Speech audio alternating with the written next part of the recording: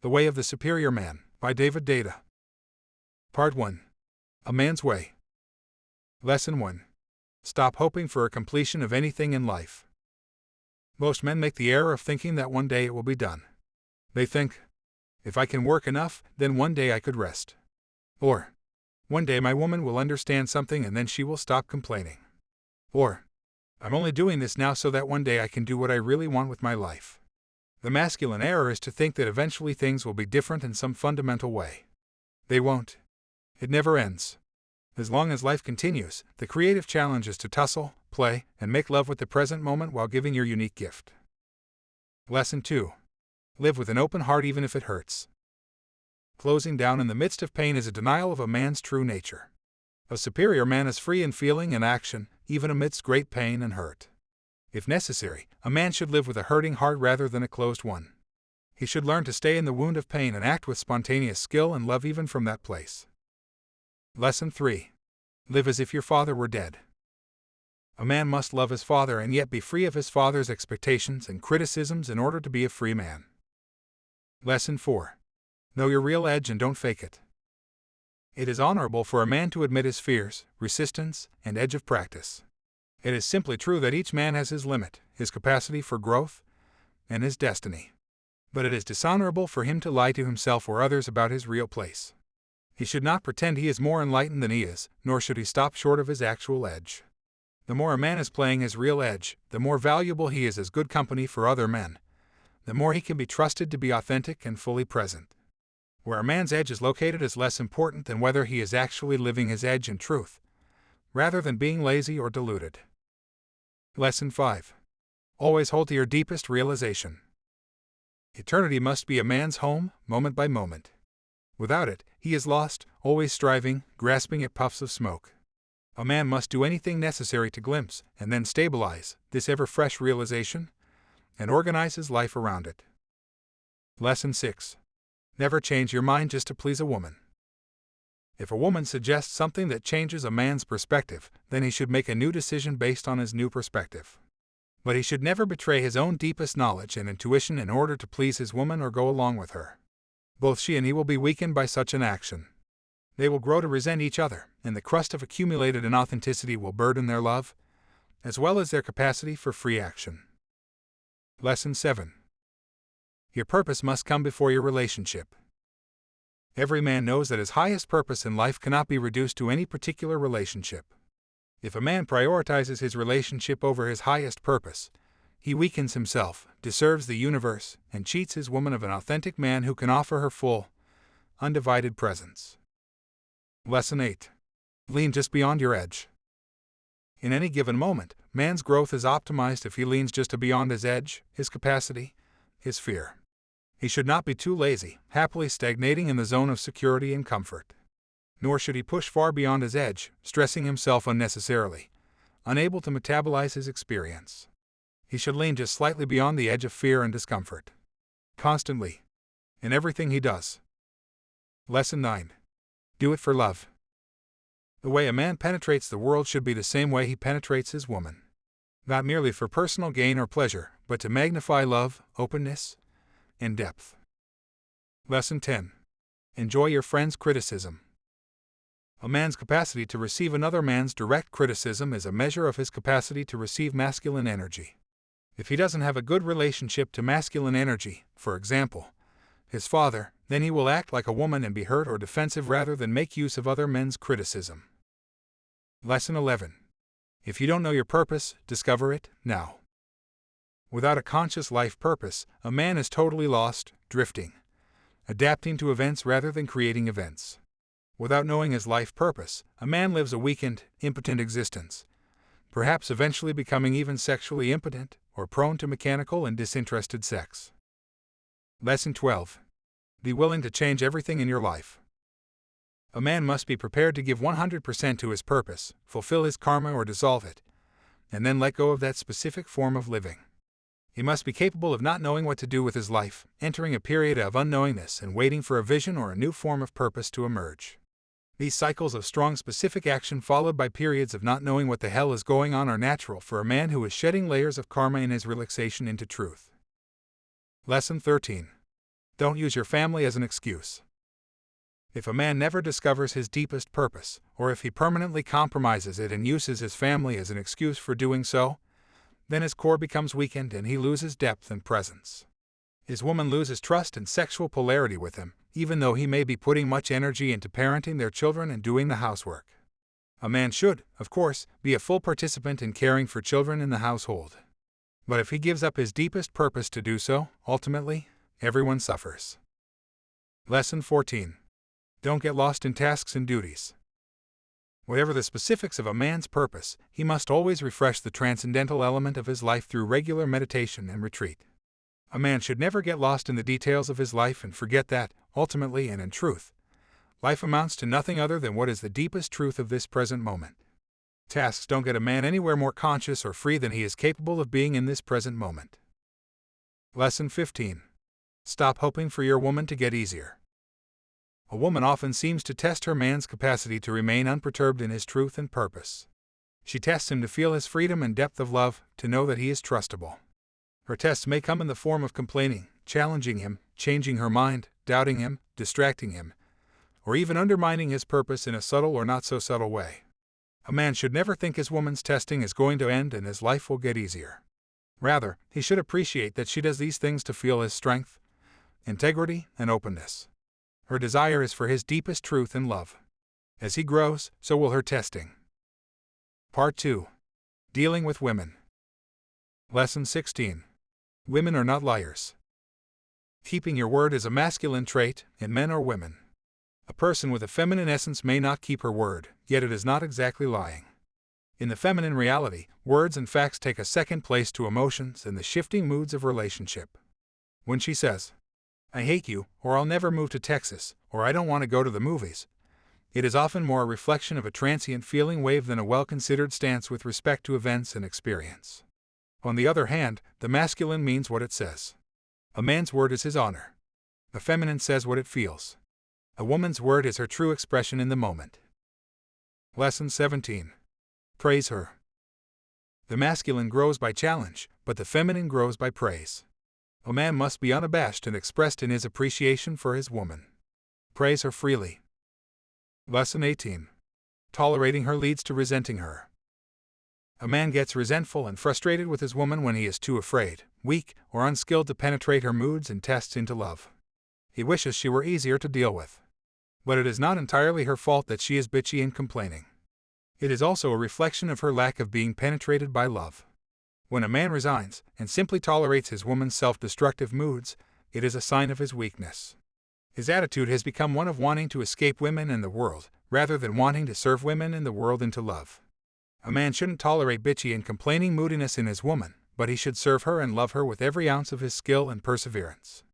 Then, if she cannot or will not open in love, he might decide to end his relationship with her, harboring no anger or resentment, because he knows he has done everything he could. Lesson 19. Don't analyze your woman. The feminine's moods and opinions are like weather patterns. They are constantly changing, severe and gentle, and they have no single source. No analysis will work. There is no linear chain of cause and effect that can lead to the kernel of the problem. There is no problem, only a storm, a breeze, a sudden change in weather. And the bases of these storms are the high and low pressure systems of love. When a woman feels love flowing deeply, her mood can instantly evaporate into joy, regardless of the supposed reason for the mood. Lesson 20. Don't suggest that a woman fix her own emotional problem. Asking a woman to analyze or try to fix her own emotions is a negation of her feminine core, which is pure energy in motion, like the ocean. She can learn to surrender her mood to God. She can learn to open her heart in the midst of closure. She can learn to relax her edges and trust love, but she will never fix anything by analyzing her problem. Lesson 21. Stay with her intensity to a point. When a woman gets emotionally intense, a mediocre man wants to calm her down and discuss it, or leave and come back later when she is sane. A superior man penetrates her mood with imperturbable love and unwavering consciousness. If she still refuses to live more fully in love, after a time, he lets her go. Lesson 22. Don't force the feminine to make decisions. A man abandons responsibility by expecting that his woman will always make her own decisions and then be accountable for the results. This expectation is a withholding of his masculine gift. It puts a woman in the position of magnifying her own masculine. It is good for some women to learn to animate their masculine capacity to make a decision and stick with it. But if a man abnegates his responsibility to provide his woman with the gift of masculine clarity and decisiveness, then she will become chronically sharp, angular, and distrustful of his love. She will cease surrendering in love with him, cease trusting his masculine capacity, and, instead, become her own man. Part 3. Working with Polarity and Energy. Lesson 23. Your attraction to the feminine is inevitable. Masculine men are attracted to forms of feminine energy. Radiant women, beer, music, nature, etc. If a man tries to hide his attraction, he reveals some degree of shame with respect to his own sexual core. Lesson 24. Choose a woman who is your complementary opposite. If a man is very masculine by nature, then he will be attracted to a very feminine woman who will complement his energy. The more neutral or balanced he is, the more balanced he will prefer his woman. And, if a man is more feminine by nature, his energy will be complemented by the strong direction and purposiveness of a more masculine woman. By understanding their own needs, men can learn to accept the whole package of a woman. For instance, a more masculine man can expect that any woman who really turns him on and enlivens him will also be relatively wild, undisciplined, bonkers, chaotic, prone to changing her mind and lying. Still, from an energetic perspective, this kind of woman will be much more healing and inspiring to him than a more balanced or neutral woman who is steady, reasonable, trustworthy, and able to say what she means in a way he can understand. Lesson 25. Know what is important in your woman. The feminine is the force of life. The more masculine a man is, the more his woman's feminine energy, as opposed to other qualities, will be important to him. Lesson 26. You will often want more than one woman. Any man with a masculine sexual essence will desire sexual variety. Even if he loves his intimate partner and is completely committed to her, he will naturally want sexual occasions with other women besides his chosen intimate partner. How a man deals with his desire for other women is up to him. He should know, however, that there is no way to avoid such desires. He should also know that acting on such desires, though temporarily enlivening and exhilarating, often ends up complicating his life far more than the occasion itself is worth. Lesson 27. Young women offer you a special energy. In general, youth in a woman bespeaks radiant, unobstructed, and refreshing feminine energy. A young woman tends to be less compromised by masculine layers of functional protection built up over years of need. Traditionally, young women were understood to offer a man a particularly rejuvenative quality of energy. Older women may maintain, or even increase, the freshness and radiance of their energy, but it is rare. Lesson 28. Each woman has a temperature that can heal or irritate you. Some women are hotter, some are cooler. In general, blonde, light-skinned, Japanese, and Chinese women are cooler. Dark-skinned, brunette, red-headed, Korean, and Polynesian women are hotter. Even though a man might choose to remain in a committed intimacy with one woman, his needs for different temperatures of feminine energy may change over time.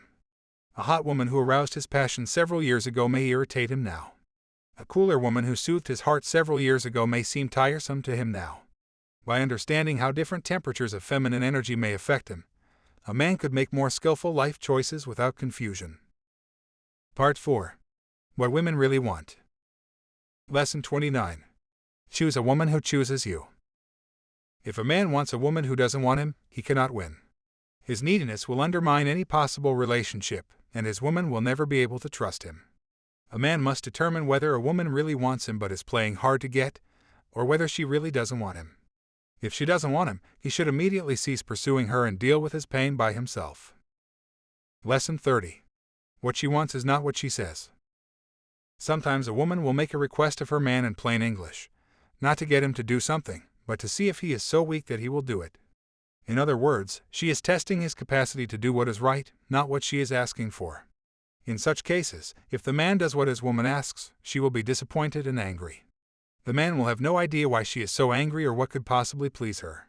He must remember that her trust is engendered not by him fulfilling her requests, but by him magnifying love, consciousness, and success in their lives, in spite of her requests. Lesson 31. Her complaint is content-free. Women are always wanting divine masculine presence in a man, regardless of their specific complaint or mood. A man should hear his woman's complaints like warning bells, and then do his best to align his life with his truth and purpose. However, if he believes in the literal content of her complaint, he will immediately go off course, for the content reflects her present mood more than a careful observation of his tendencies over time. Her complaint should be valued as a reminder to get it together, and perhaps as an indication as to how. But more often than not, the specifics of her complaint do not describe the real, underlying action or tendency that needs to be changed. Lesson 32. She doesn't really want to be number one. A woman sometimes seems to want to be the most important thing in her man's life. However, if she is the most important thing, then she feels her man has made her the number one priority, and is not fully dedicated or directed to divine growth and service. She will feel her man's dependence on her for his happiness, and this will make her feel smothered by his neediness and clinging. A woman really wants her man to be totally dedicated to his highest purpose and also to love her fully. Although she would never admit it, she wants to feel that her man would be willing to sacrifice their relationship for the sake of his highest purpose. Lesson 33. Your excellent track record is meaningless to her. A man's track record means nothing to the feminine. A man could be perfect for 10 years, but if he's an asshole for 30 seconds, his woman acts like he's always been one. The feminine responds the moment of energy, forgetting her man's history of past behavior. A man's past behavior is irrelevant to his woman's feeling in the moment. But men base much on another man's history of behavior, so they think their own track record should count for something. But to a woman, it doesn't. Lesson 34. She wants to relax in the demonstration of your direction. A woman must be able to trust you to take charge if she relaxes her own masculine edge. This is true financially, sexually, emotionally, and spiritually. The man doesn't have to actually do all the work, but he must be able to steer the course if his woman is going to relax into her feminine without fear. Part 5. Your dark side. Lesson 35. You are always searching for freedom. The essential masculine ecstasy is in the moment of release from constraint. This could occur when facing death and living through it, succeeding in, and thus being released from, your purpose, and in competition, which is ritual threat of death. The masculine is always seeking release from constraint into freedom. The feminine often doesn't understand these masculine ways and needs. Lesson 36. Own your darkest desires. If a man disowns his dark masculine desire for freedom, then he kinks the hose of his masculine force. His energy will not flow freely, and his attention will be bound by unfulfilled yearnings. Most importantly, if his hose is kinked in this way, he weakens his masculine capacity to stand fearless in the death that is conscious life. He will not be able to face the unknown, the groundless ground of being, and still function from his heart in love. Lesson 37. She wants the killer in you. Among many other qualities, a woman wants the killer in her man. She is turned off if her man is afraid and wants her to kill the cockroach or the mouse while he stands on a chair and watches. She is turned off if her man wants her to get out of bed in order to check out the strange sounds in the house to find out if a burglar made the noise. Fearlessness, or the capacity to transcend the fear of death for the sake of love, is a quintessential form of the ultimate masculine gift. Lesson 38. She needs your consciousness to match her energy. A man must be able to meet his woman with consciousness equivalent to her energy. The feminine destructress must be met by the masculine destroyer. The goddess of devotion must be met by the god of all-pervading love. Dark or light, a man can't be stuck in, or avoid, any areas of his masculine capacity or his woman will test him there. These areas of testing are usually first on the dark side. Only after trust is established there, only when the dark feminine lover knows she will be met by the dark masculine lover, will testing proceed toward the light. Part 6. Feminine Attractiveness. Lesson 39. The feminine is abundant. There is never a shortage of women or feminine energy. If a man feels that there aren't enough women, or that life isn't giving him what he wants, he is simply negating his relationship to the feminine. This sense of starvation, life is not sustaining me, or there are no good women, is usually rooted in a man's early childhood relationship with his mother. Life itself is the feminine. There is never a shortage of feminine energy, only a resistance to receiving, trusting, and embracing it. Lesson 40. Allow older women their magic. Men should support older women in their wisdom, power, and intuitive and healing capacities. Men should not degrade older women by demanding or desiring them to be like young women. There should be no such comparison. Each age of woman has its own value, and the transition from superficial shine to deep radiance is inevitable. Lesson 41. Turn your lust into gifts. When a man sees a beautiful woman, it is natural for him to feel energy in his body, which he usually interprets as sexual desire. Rather than dispersing this energy in mental fantasy, a man should learn to circulate his heightened energy. He should breathe fully, circulating the energy fully throughout his body. He should treat his heightened energy as a gift which could heal and rejuvenate his body and, through his service, heal the world. Through these means, his desire is converted into fullness of heart. His lust is converted into service. His desire is not converted by denying sexual attraction, but by enjoying it fully, circulating it through his body, without allowing it to stagnate as mental fantasy, and returning it to the world, from his heart. Lesson 42. Never allow your desire to become suppressed or depolarized. When a man denies his desire for the feminine, either by choice or due to familiarity, it is a sign of his depolarization even toward the world. He may seek a mistress in order to reinvigorate him, but this is usually only a temporary and complicated solution, since it is only a matter of time before his mistress also becomes familiar, and thus tiresome. Any woman toward whom a man becomes depolarized will feel his rejection, disgust, and turning away. In response, she will become angry and destructive. Her unhusbanded energy will begin to move chaotically, becoming even self-destructive. A man has no excuse. He must cultivate a polarized relationship to his woman and his world if he is to remain in relationship with them. Lesson 43. Use her attractiveness as a slingshot through appearance. A good woman is a source of inspiration and attraction into the world for a man. He must never forget, however, that neither the world nor his woman is the purpose of his existence. His practice is always to feel through women and the world, without suppression or disdain, into their source or very nature. A man's attraction to women must be converted from attraction to women into attraction through women. He must feel his desire without suppression, and then feel through his desire into the source. The energy of desire. He must feel through her beauty, into the very delight of which her beauty is but a ripple and reminder. His whole relation to appearance is epitomized in his relation to women, either as obsession, distraction, or revelation. Part 7. Body Practices. Lesson 44. Ejaculation should be converted or consciously chosen. There are many physical and spiritual reasons why ejaculation should be converted into non-ejaculatory whole body, brain, and heart orgasms. But there are also relational reasons. When a man has no control over his ejaculation, he cannot meet his woman sexually or emotionally.